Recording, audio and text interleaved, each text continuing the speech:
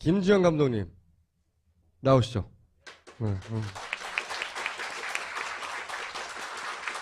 요즘은 거의 식음을 전폐하고 수사관이 됐어요. 수사관. 진짜 수사 기소권이 있으면 이분한테 드려야겠다는 생각이 들 정도로 제정신이 아니에요 요즘. 숫자들과 싸우며. 그런데 또 그 지난 시간에 이야기한 데서부터 또다시 새로운 걸 찾아낸 자료들이 존재하고 이번 시간 말고 그 다음 시간에 또 다를 것도 있대요. 오늘 다룰 것만. 고정 출연으로 계속 가실 것 같아요. 네, 당분간 계속 나오지 않으시겠는가 싶은데. 그래서 이제 자료만 가지고 싸우다가 최근에는 이 자료와 관련해서 법정에서 진술한 내용들까지 입수해서 무슨 말을 했는지 따져보기 시작하고 있고 거의 이제 탐정이 됐어요. 세월호 탐정이라고 불러줘야 된다 이제. 세월 탐정이라고 부를까요? 오늘은 어떤 새로운 사실들을 말씀해 주시려고? 지금 세월호에 대해서 지금 재판이 진행 중인 건 다 아실 텐데요. 지금 세월호의 침몰 원인에 대해서 지금 재판정에서 그 원인이라든가 이 보고서들이 전문가 자문위원 검경 합동수사본부의 이 조사 결과 보고서 이런 것들이 나오기 때문에 지금 중요한 국면이거든요. 거기서 여기서 말하는 자문은 검경, 그러니까 세월호 유가족 측이 아니라 예. 검경이 자문한 자문위원단이 나와서 진술하거나 증언하는 내용들을 오늘 소개해드릴 겁니다. 네, 그게 굉장히 중요한 게 사실 법조인들은 해양에 대한 어떤 전문 지식이 없잖아요. 그러니까 결국은 그런 전문가가 작성한 보고서들이 재판 결과에 굉장히 큰 영향을 미칠 거거든요. 그렇기 때문에 이것들을 소개시켜 드려야겠다. 그래서 제가 거기서 중요한 핵심 사항들을 뽑아서 오늘 나갔습니다. 그런데 저희 첫 번째 지그재그 방송을 검사가 봤나 봐. 아마도. 그래서 그런 내용이 나와요. 첫 번째. 우리가 지난 시간에 했던 거를 잠깐 요약하면은 6초간 사도가 변했다. 정부 발표 자료에 따르면 1도씩 부드럽게 변했지만 기억나시죠? 실제로 COG 데이터를 보면 6초간 4도간 변침했고 이것은 탈을 굉장히 많이 돌려야 된다. 15도 이상. 그 다음에 결국은 그래서 이 배가 정부 발표 자료대로라면 조금씩 돌아가가지고 자연스럽게 배가 돌아갔다. 한마디로 말하면 그런 데이터가 정부의 데이터고 COG 값을 보면 줄리차가 주장했듯이 지그재그로 운항을 하다가 왼쪽으로 크게 틀어서 돌았다. 예. 그리고 그 튼 각도를 볼 때 탈을 미리 넣어서 그 직전이 아니라 한참 전에 넣어서 배를 돌렸다. 그러니 이게 고의성이 있는 거 아니냐 이런 의혹을 가져볼 만한 거 아니냐. 고의다라고 우리는 말하진 않았어요. 하지만 그 부분도 의심해 봐야 되는 거 아니냐 이런 이야기를 한 거고요. 지난 시간에는. 예. 근데 여기서 이제 검찰이 사고 이전에 지그재그 운항을 했다라고 질문을 합니다. 그와 같은 행위로 화물 이동이 크게 됐다. 감독님이 다 주장한 거죠. 이런 주장에 대해서 어떤 생각을 가지고 있는가. 이런 주장을 검찰이 받아들여서 동의했는지 몰라도 스스로는 질문을 했어요. 검경합동수사본부의 전문가 자문단 단장님에게. 그랬더니 뭐라고 그랬다고요? AIS를 항적으로만 이해하고 현재 배의 위치, 무게중심, 나가는 방향이라는 의미를 몰랐던 것이다. 황당무계하다라고 일축하셨습니다. 근데 이제 저는 이 단장님의 이야기가 좀 말이 안 된다고 생각하는 부분은 유도 용도 값도 있었고 헤딩 값도 우리가 다 다뤘단 말이죠. AIS. 예. 의미를 다 알았었죠. 거꾸로 단장님이 우리 방송을 안 본 게 아닌가. 그런 생각 하나 들고 자료를 또 찾다 보면은 선원이 한 얘기가 있습니다. 초반에 지그재그 운항이 있었다고. 예. 그 자료를 보신 적 있어요? 예, 저도 봤어요. 네. 선원이 방송에 나와서 배가 지그재그로 운항을 했다. 여러 가지 배에 문제가 있었다고 얘기하면서 그 얘기를 했거든요. 예. 그런 방송이 나갔어요. 근데 그때 당시만 하더라도 초반이었기 때문에 그게 뭘 의미하는지 몰랐죠. 저 선원의 입으로 지그재그 운항이 있었다는 얘기를 그냥 배가 뭐 이렇게 잘 마음대로 운전이 안 됐나 보다. 이 정도로 그때는 이해하고 넘어갔거든요. 그러니까 지그재그가 전혀 없었다고 단장님이 말하는 거는 사실은 선언도 얘기했고 자료로도 주장한 것에 대해서 굉장히 불성실하게 답변한 거예요. 이게 왜 이렇게 답변했는지 모르겠지만. 저도 모르겠습니다. 그래요? 근데 여기에 대해서 어떻게 보면 제 반론일 수 있겠는데요. 네. 왜냐하면 다시 이 기사들을 읽고 나서 속기록 같은 걸 보고 나서 제가 다시 전문가를 또 만났습니다. 네.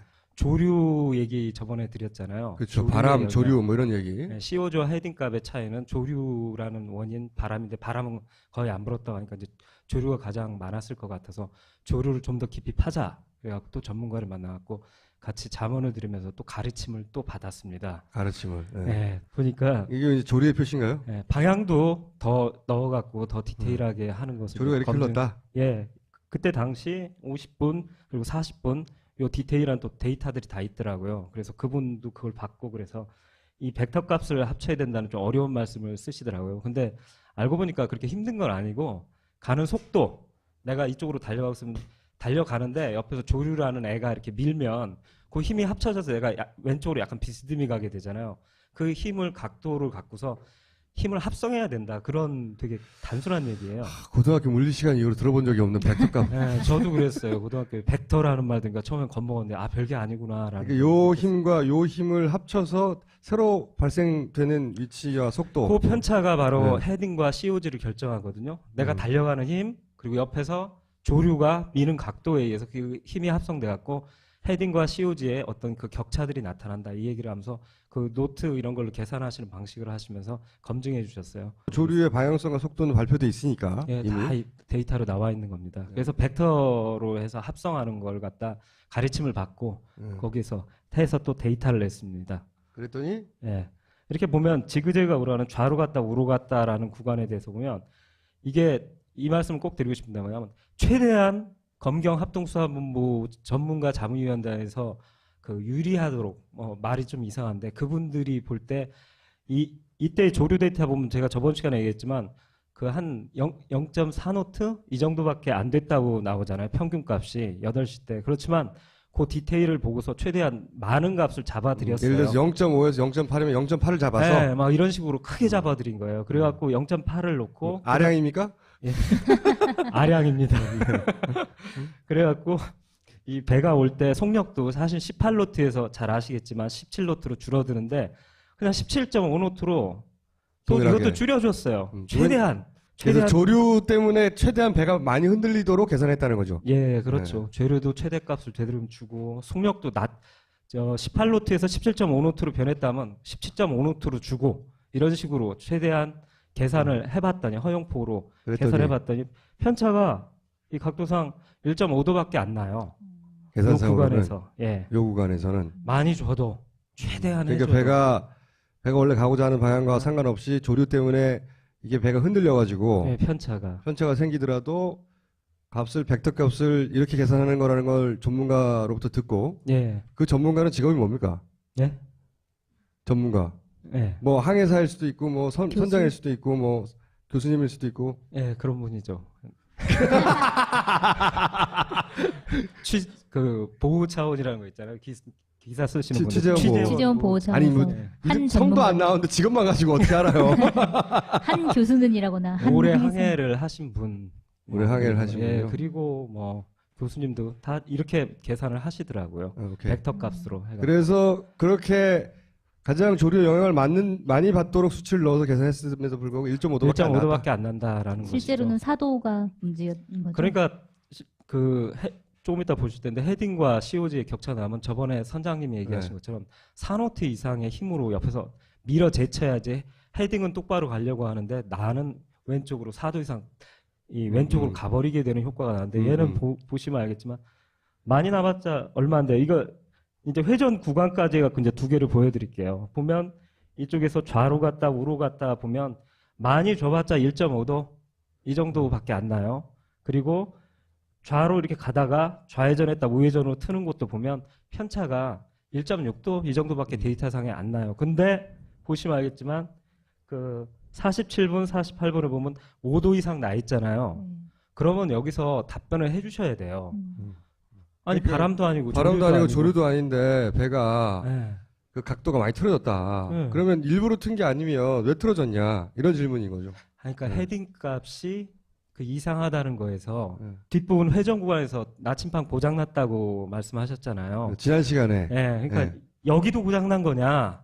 지난 시간에 못 보신 분을 위해서 왜 그 정부 발표 수치에 따르면 뱃머리가 병풍도 오른쪽을 바라보고 있었는데 그 수치를 그림으로 표현하면 근데 실제 둘라이에스에서 찍은 그 그림은 뱃머리가 반대쪽을 바라보고 있었죠. 그래서 이 수치가 틀렸다라고 주장하려고 했더니 나침판이 고장났다고 그 구간에서 이런 얘기가 나왔죠. 그게 예, 지난 맞습니다. 시간까지고 그래서 우리가 그러면 그 나침판이 정말 고장이 잘 나는 건지 한번 제조사하게 알아보자는 예, 거 하나와 예, 그리고 그때 조류값에 의해서 편차가 많이 생긴다 했는데 조류값으로는 이것밖에 안 생긴다.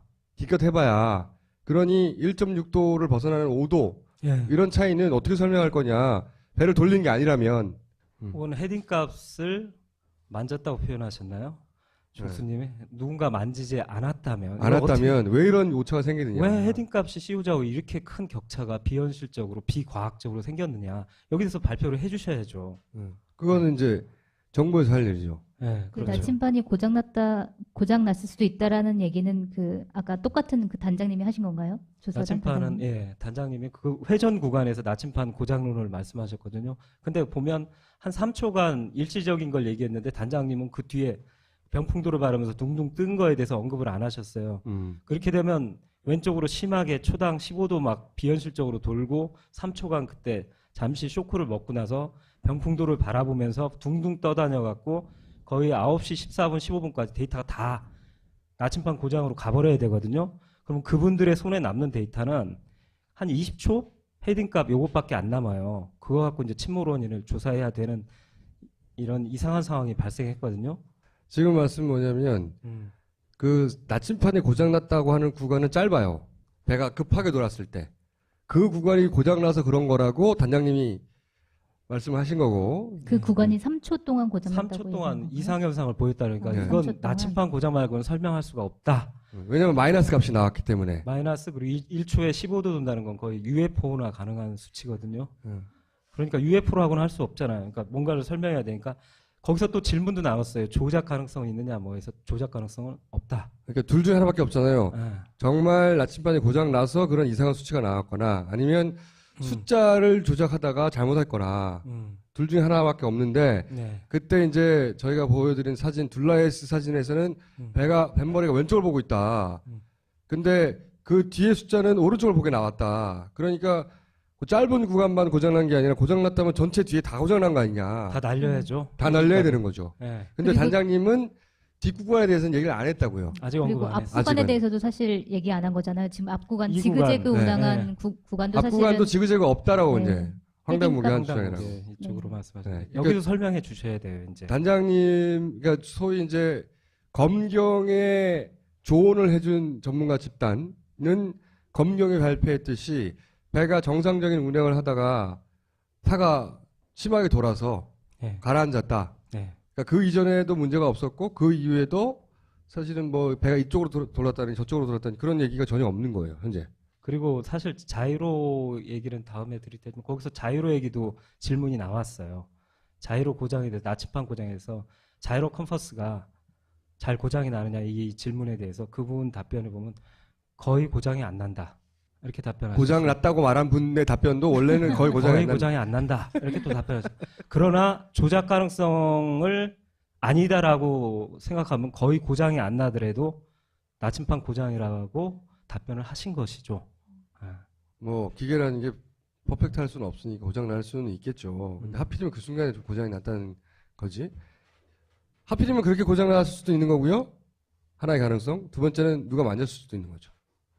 누가 만졌다는 얘기를 절대로 할 수 없는 단장님이잖아요.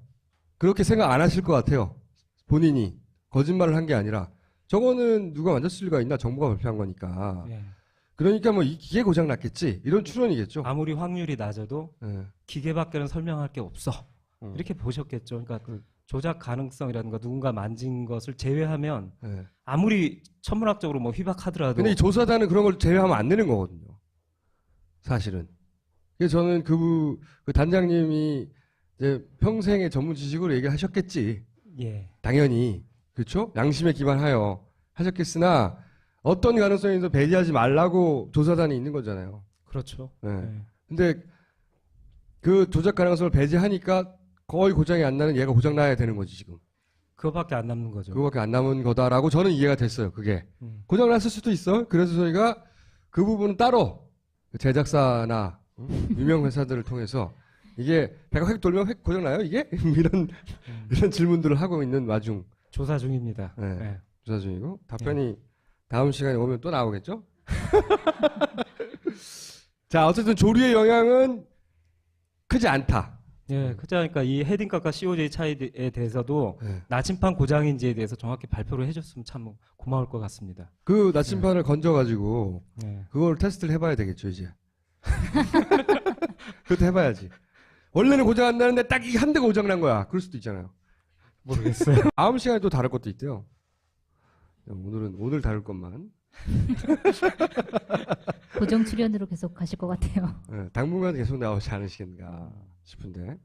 그래서 이제 자료만 가지고 싸우다가 최근에는 이 자료와 관련해서 법정에서 진술한 내용물까지 입수해서 무슨 말을 했는지 따져보기 시작하고 있고 거의 이제 탐정이 됐어요. 세월호 탐정이라고 불러줘야 된다 이제. 세월 탐정이라고 부를까요? 오늘은 어떤 새로운 사실들을 말씀해 주시려고? 지금 세월호에 대해서 지금 재판이 진행 중인 건 다 아실 텐데요. 지금 세월호의 침몰 원인에 대해서 지금 재판정에서 그 원인이라든가 이 보고서들이 전문가 자문위원 검경 합동수사본부의 이 조사 결과 보고서 이런 것들이 나오기 때문에 지금 중요한 국면이거든요. 거기서 여기서 말하는 자문은 검경, 그러니까 세월호 유가족 측이 아니라 예, 검경이 자문한 자문위원단이 나와서 진술하거나 증언하는 내용들을 오늘 소개해 드릴 겁니다. 예, 그게 굉장히 중요한 게 사실 법조인들은 해양에 대한 어떤 전문 지식이 없잖아요. 그러니까 아시죠?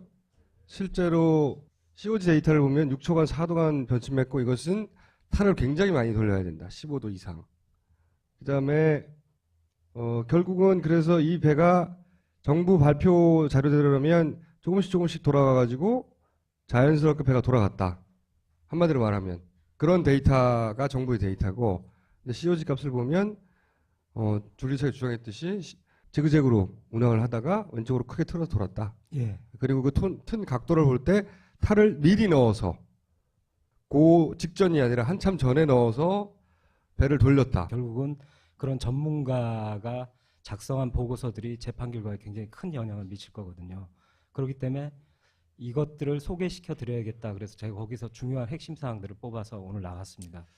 그런데 저희 첫 번째 지그재그 방송을 검사가 봤나 봐. 아마도. 그래서 그런 내용이 나와요. 첫 번째. 우리가 지난 시간에 했던 거를 잠깐 요약하면은 6초간 사도가 변했다. 정부 발표 자료에 따르면 1도씩 부드럽게 변했지만 기억나? 김지영 감독님 나오시죠.